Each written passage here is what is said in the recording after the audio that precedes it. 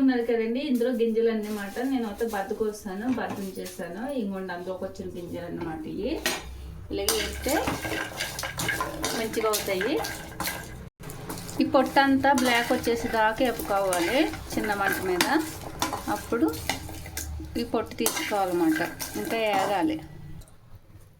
చూసారా పొట్టులు వచ్చేసి దాకా అయిపోయినాం. ఇప్పుడు గ్యాస్ అయితే ఆఫ్ చేసేసాక ఇప్పుడు అయితే చల్లారి దాకా ఉంచుకోవాలి. చూసారండి ఎంత బాగా ఉందో, బాగా కాలనమాట. ఇలా పిండి పిండిగా రాలుతుంది.